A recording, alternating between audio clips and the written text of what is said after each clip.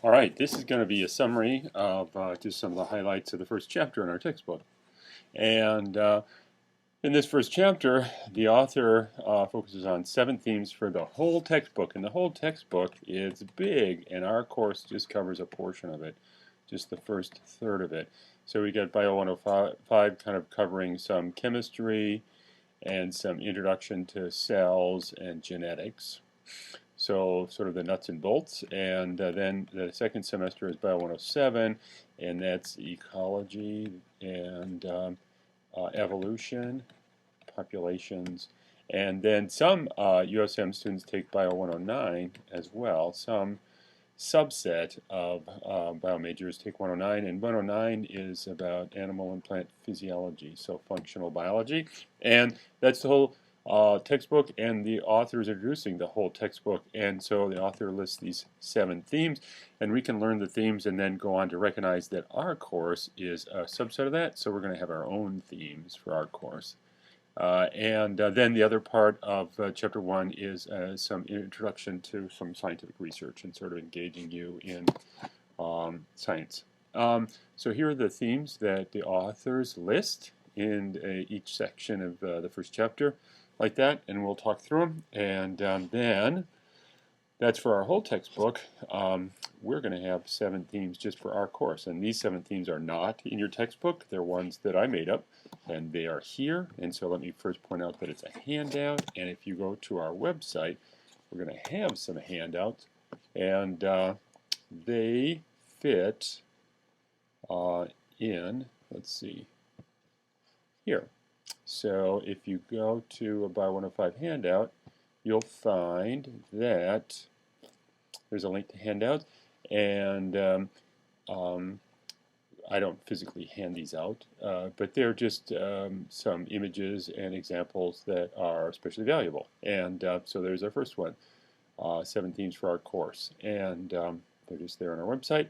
And this actually takes us through our course. That's the flow of our course. That's the end of our course. We get to that point, boom, like that. And these they overlap with the ideas that the author's talking about first chapter, but you'll see they're quite distinct. And that's partly because the authors of our textbook are generally not the nuts and bolts scientists that this course material covers.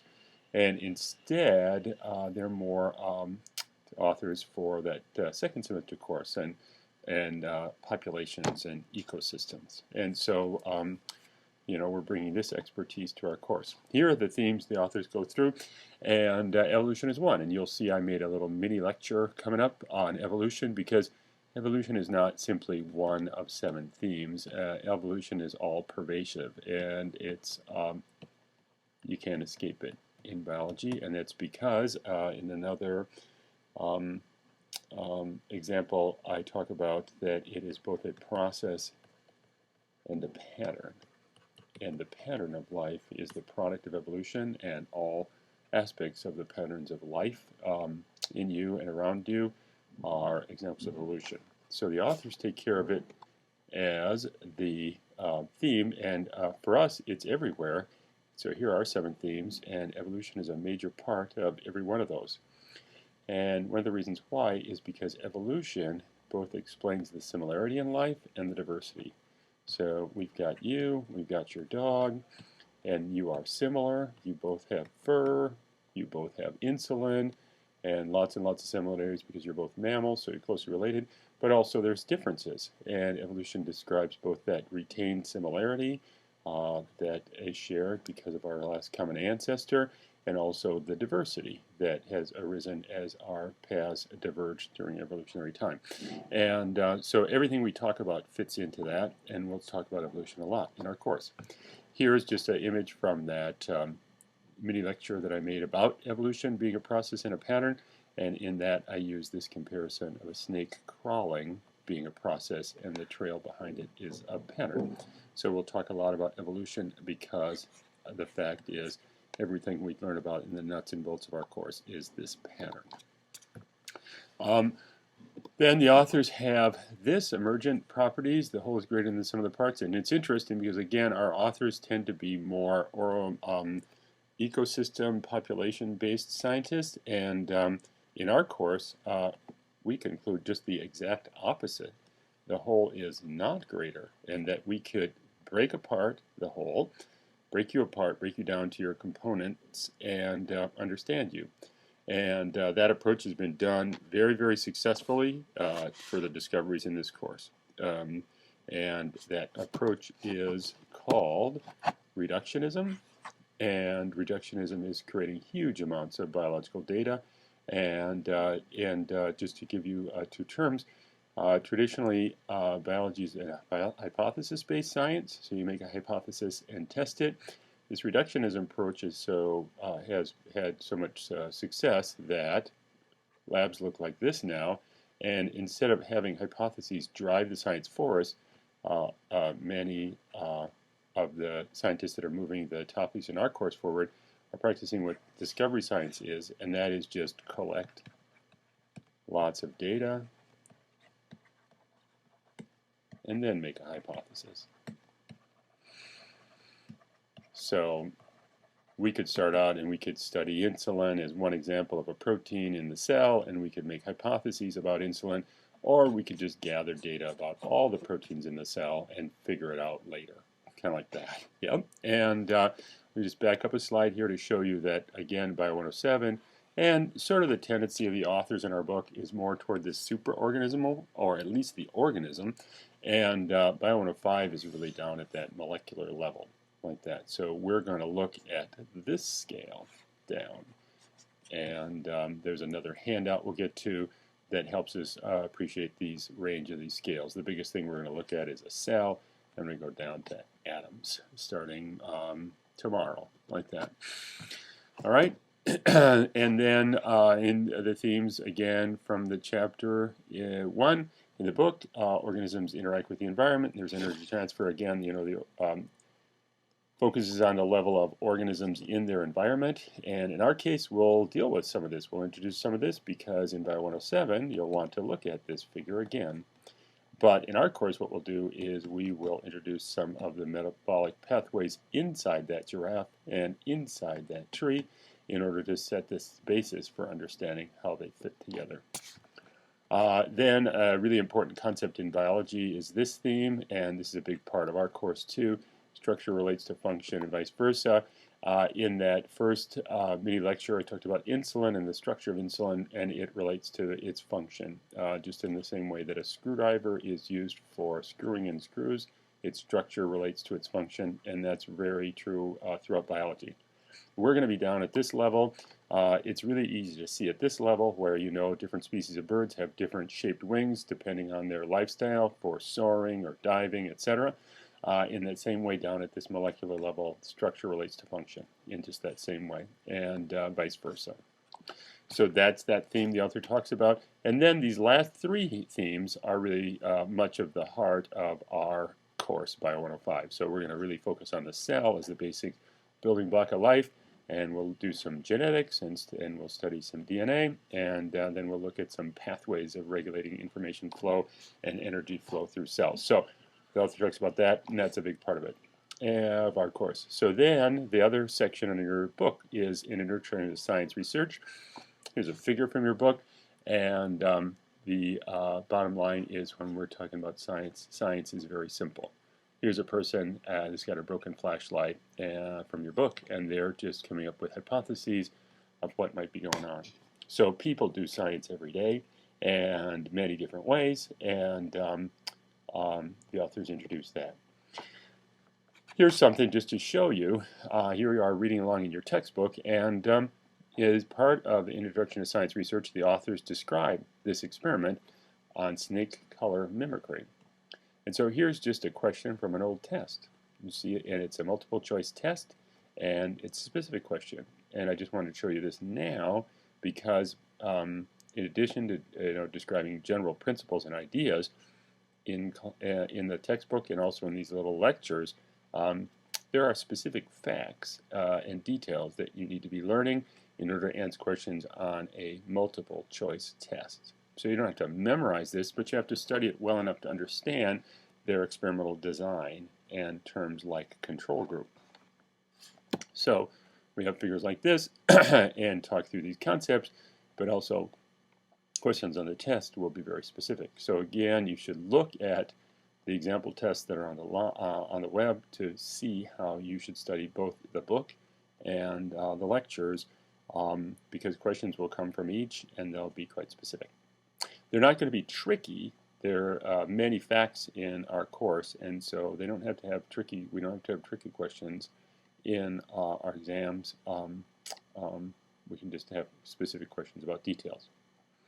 So here's an interesting idea about this path of scientific discovery. And one thing is we could ask this question of why is this flashlight broken? But really, scientifically, a really great approximate question is, how is it broken? How is it broken, and how can we fix it? And these seem like, maybe subtly distinct questions, but they lead down paths of solutions and failure, like that. They're just better questions than others in science. And people often wonder, how does a scientist know what to study? And scientists pick this path to be productive. Here's a great example from a different textbook. So this is another intro textbook. And this book author is also an ecologist, so wants to talk about an organism in its environment and wonders now, why do giraffes have such long necks? And so in the first chapter of that book, they use this as an example of the introduction to science research, and they collect data. And they find that these giraffes don't feed at their maximum height very often. So first interpretation is maybe they have long necks to reach up high to get higher leaves and more food. But when they measure it, they find that lots of feeding takes place down at this level. And so this is kind of a wimpy experiment because it's just correlative. It's not proving or disproving anything. It's just in this setting that giraffes don't use their long necks. But maybe at a different time of year when the foliage is different, they spend a lot of time reaching up. Or maybe when they're faced with certain vegetation, they reach up a lot. So this, I don't think, has really made much progress because they're asking why in this way.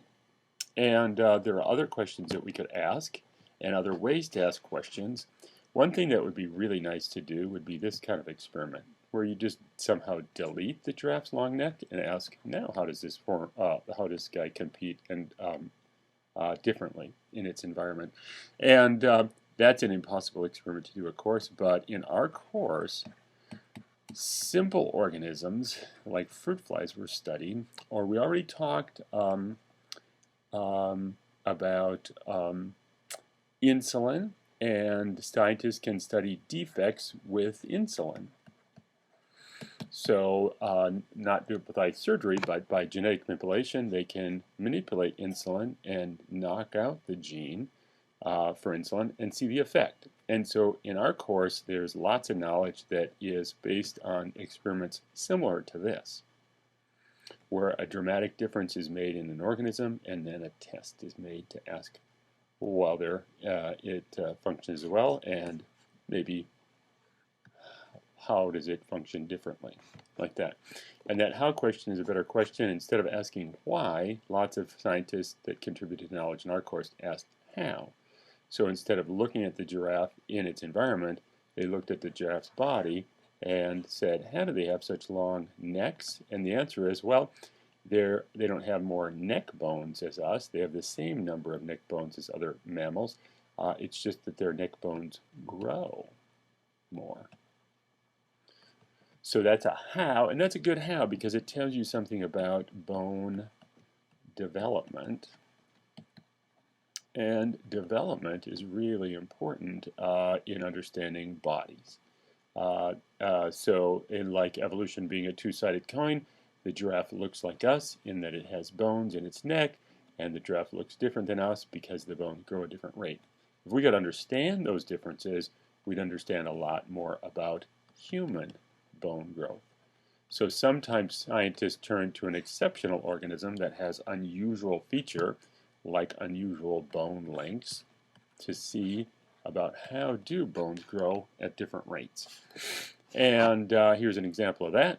How do snakes have no legs? So snakes' ancestors used to have forelimbs and hind limbs, and those are gone now.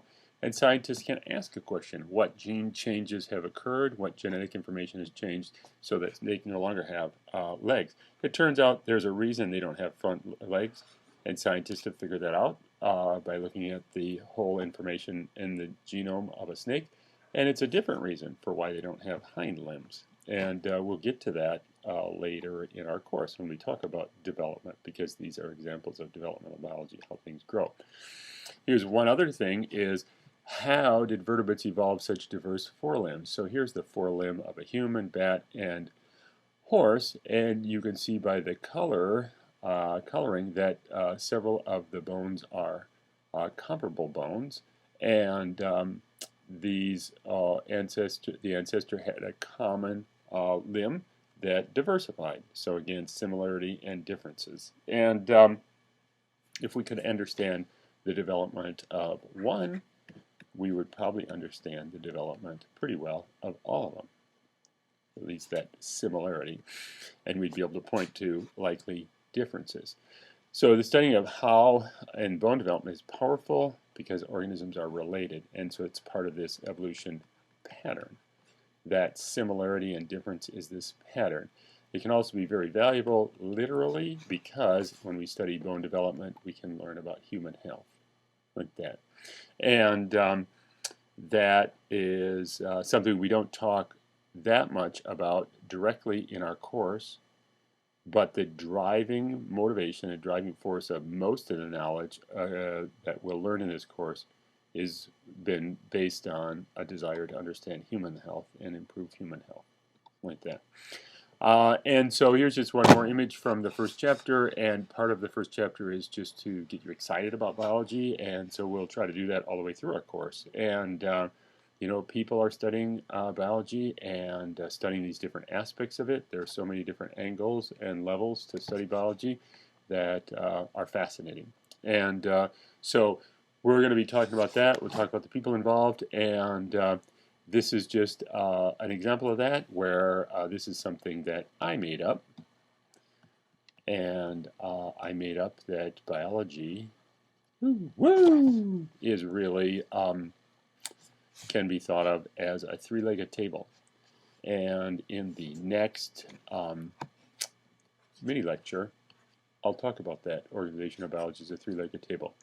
So we have 7 themes for our course. The textbook has 7 themes and for the whole book, and then in addition I provided this description of another way of thinking about biology that fits together. Okay, and that's it for this. Ta-da!